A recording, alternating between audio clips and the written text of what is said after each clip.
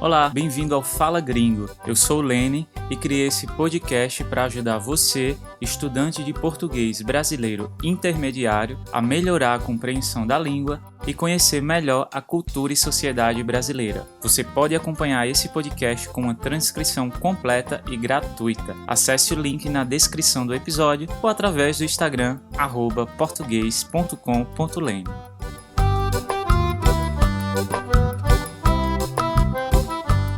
Fala gringo, fala gringa! Eu começo o episódio de hoje desejando que você tenha um feliz ano novo, que em 2020 você possa melhorar ainda mais o seu português, sinta-se ainda mais seguro para falar o idioma e que você esteja bem de um modo geral, especialmente com muita saúde e disposição, que o resto dá para correr atrás, não é mesmo?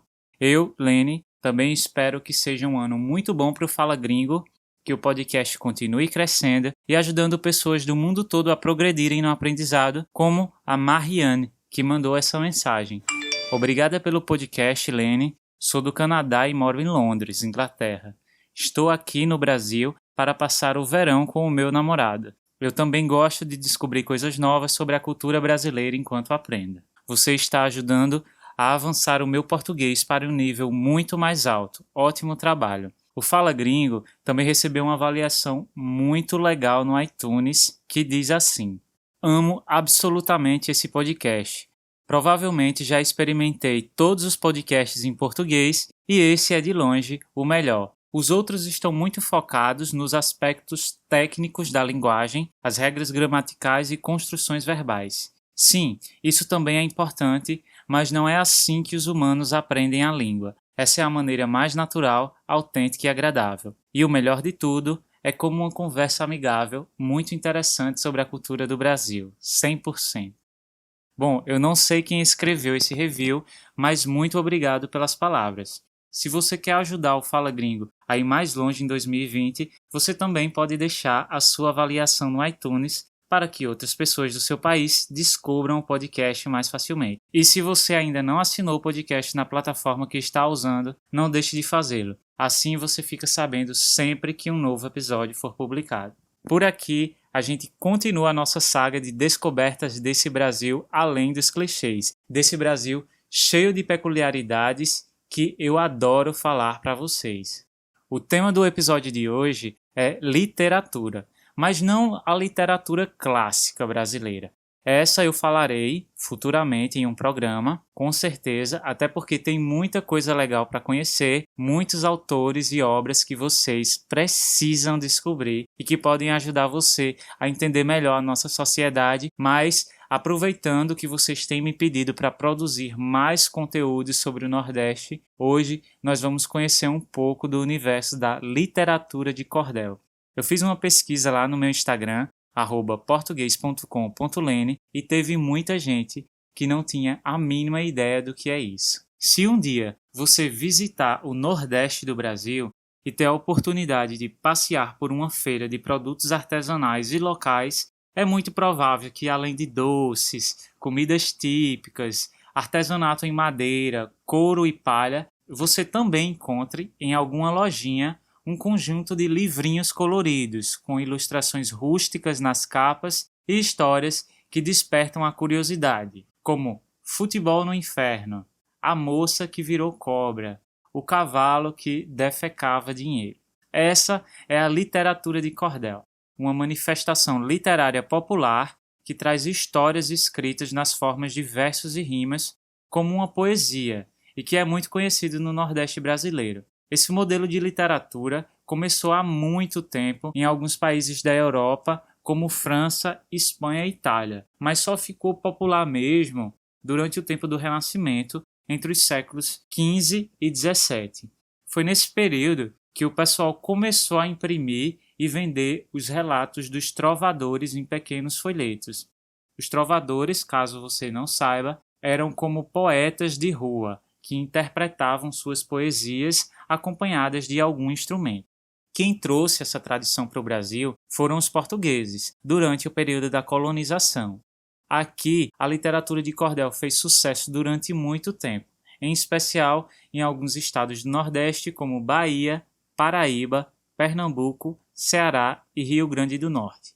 Por isso, em muitos cordéis, é possível observar que o vocabulário dos poemas traz muitas referências de dialetos nordestinos, ou seja, palavras que são mais usadas nessa região do país, porque naturalmente a maioria dos cordelistas, os escritores de cordel, são do Nordeste e usam essa literatura para fortalecer a identidade regional. O nome cordel é chamado desse jeito por causa da forma como os folhetos eram expostos para a venda em Portugal. Lá, eles eram pendurados em cordas ou barbantes, exibidos para a venda dessa forma. O nome pegou no Brasil, cordel, mas a forma de vender os produtos pendurados em barbantes não necessariamente. Às vezes eles apenas estão empilhados, um em cima do outro.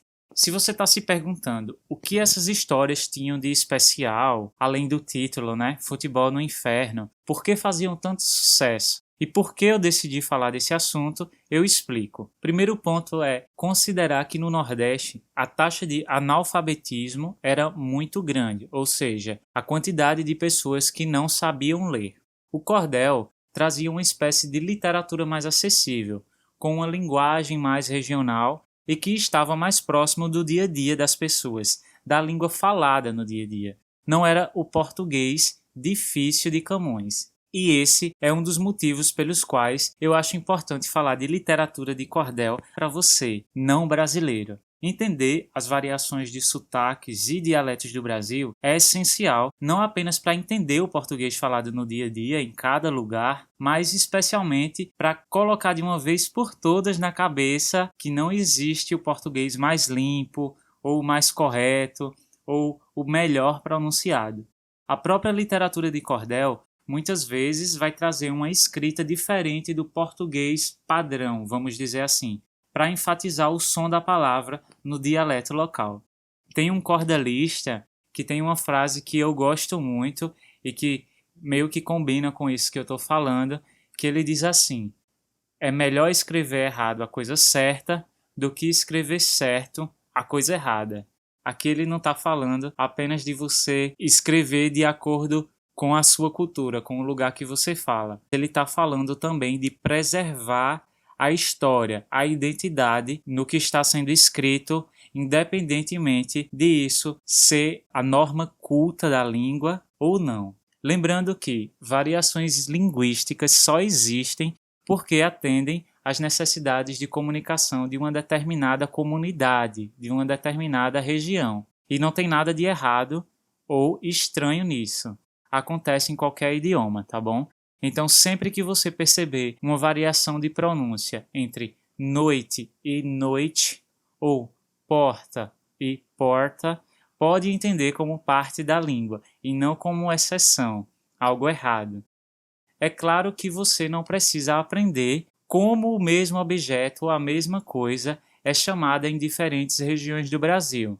O ponto é entender que essas variações podem sim ocorrer e que isso faz parte do aprendizado, ser surpreendido com palavras novas para descrever coisas que você já conhece por outro nome. Tendo isso em mente, em vez de você pensar que está aprendendo uma língua difícil, você compreende que, na verdade, está aprendendo um idioma rico.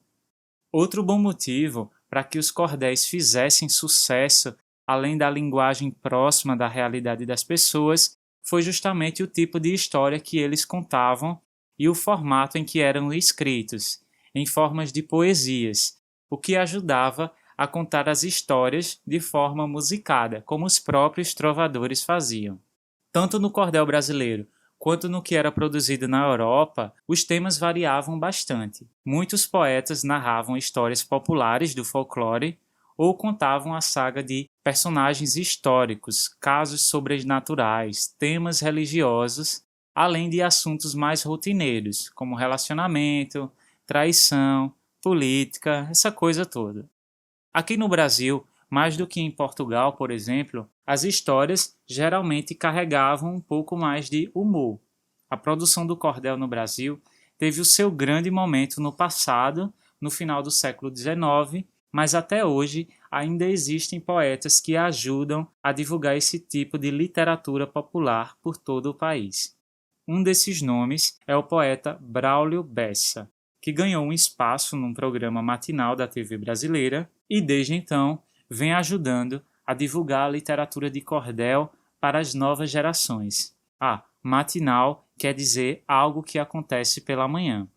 Aproveitando que boa parte das pessoas que ouvem o Fala Gringo vive nos Estados Unidos, eu sei disso porque eu tenho acesso aos números da audiência, eu trouxe um cordel de Braulio em que ele fala das suas impressões sobre New York, ou Nova York, como nós pronunciamos em português. É um cordel que fala um pouco sobre o sentimento de se encantar com uma cidade nova e muito diferente da cidade em que a gente vive, mas ainda assim não se imaginar vivendo naquele lugar. Já aconteceu com você de estar viajando no país ou até mesmo de morar em outra cidade e de repente sentir falta até das coisas mais simples do lugar de onde você veio?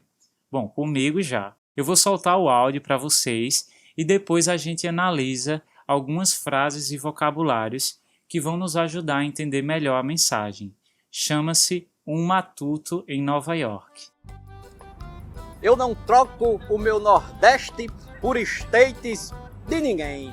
My brother, sou nordestino, nascido lá no sertão. O uísque pra mim é cana misturada com limão. Matuto do pé rachado, danço forró e chachado e adoro cantoria. Na minha terra é assim, o tal do bacon é toicinho e Mary lá é Maria.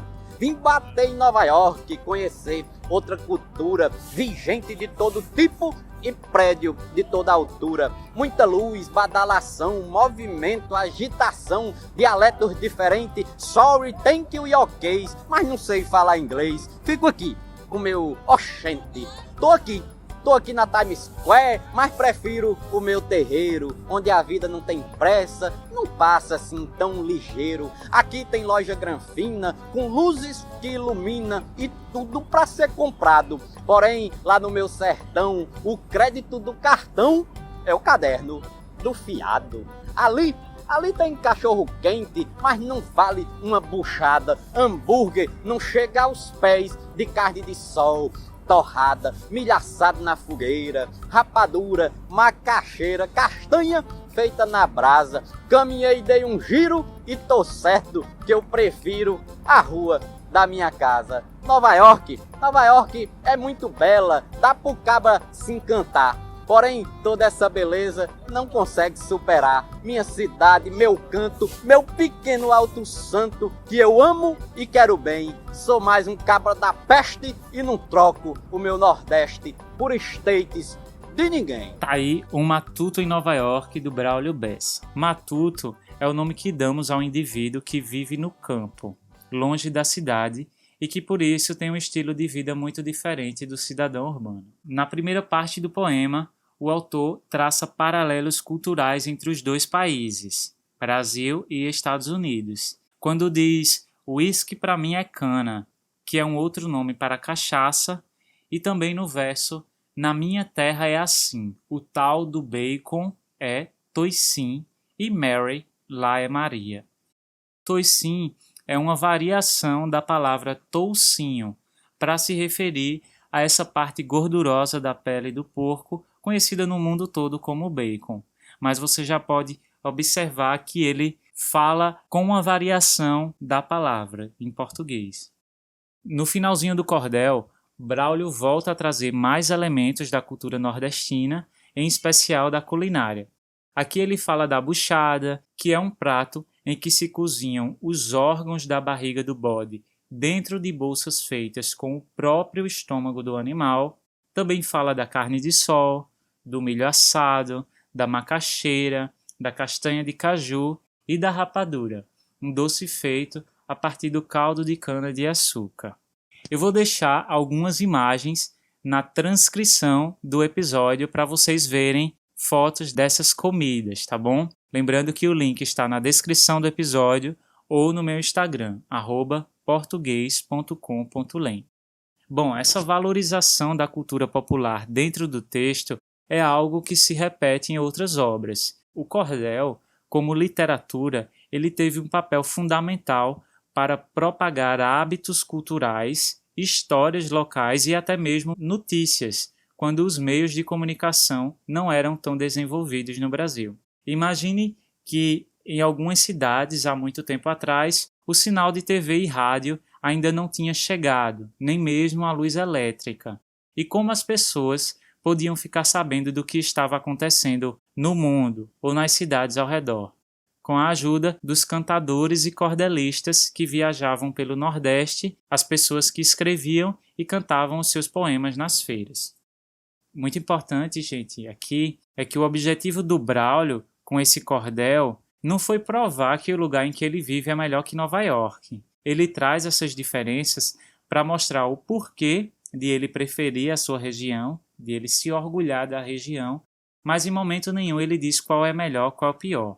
É tanto que ele diz assim: Nova York é muito bela, dá para o cabra se encantar, porém toda essa beleza não consegue superar minha cidade, meu canto, meu pequeno Alto Santo, que eu amo e quero bem. Sou mais um cabra da peste e não troco meu Nordeste por estates de ninguém. Cabra da peste é uma expressão usada no Nordeste para se referir a uma pessoa corajosa, valente, destemida. Então, se você for um dia no Nordeste e alguém dizer que você é cabra da peste, sinta-se honrado. Estão falando que você é destemido, que você é corajoso, valente, enfim. Note também que nesse trecho que eu falei agora, ele usa bastante os pronomes minha e meu, não só para fortalecer a sua identidade com o lugar, mas para deixar claro que ele está falando de uma experiência pessoal. Então, se você por acaso morar em Nova York, não precisa ficar ofendido. Não é a intenção do autor, muito menos a minha, tá bom? O cordel traz junto consigo outra expressão artística, que é a xilogravura, uma técnica de desenho e impressão feita de forma rústica. Os desenhos são entalhados na madeira, quer dizer, gravados na madeira, fazendo como formas, chapas de impressão, e depois são reproduzidos nas capas desses folhetos. A xilogravura também é um símbolo artístico do Nordeste, que é a nossa cara. Na transcrição do episódio, também tem algumas imagens em xilogravura para você entender melhor essa estética, tá bom? Outro ponto importante é lembrar que, apesar da literatura de cordel ter ganhado características próprias no Brasil, existem produções semelhantes em alguns países da América Hispânica, como Argentina, Nicarágua, México, Colômbia, Chile, Venezuela, como o El Corrido, por exemplo.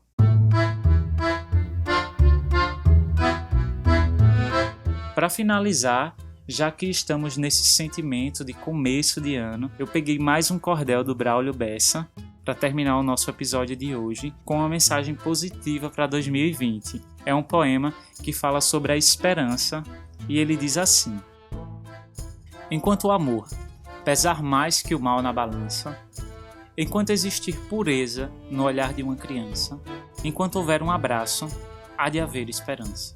Enquanto o nosso perdão for mais forte que a vingança, enquanto se acreditar que quem acredita sempre alcança, enquanto houver ternura, há de haver esperança. Enquanto você sorrir por uma boa lembrança, enquanto você lutar com uma força que não cansa, enquanto você for forte, há de haver esperança. Esperança no amanhã e no agora também. Tenha pressa, é urgente, não espere por ninguém. Não adianta a esperança se você não faz o bem. É quando se está sozinho que o abraço tem valor. Repare, é no frio que a gente busca o calor. É justo onde existe ódio que tem que espalhar o amor. Não adianta assistir, não adianta observar. Se você não se mexer, as coisas não vão mudar. E até a esperança vai cansar de esperar. Por hoje a gente vai ficando por aqui. Obrigado pela sua companhia. Não esqueça de se inscrever na plataforma de podcast que você está usando, de assinar o programa para não perder nenhum episódio. Esse foi o Fala Gringo, seu podcast de português brasileiro. Hoje sobre literatura de cordel, a literatura popular do Brasil. Eu encontro vocês no próximo episódio. Um abraço e tchau, tchau.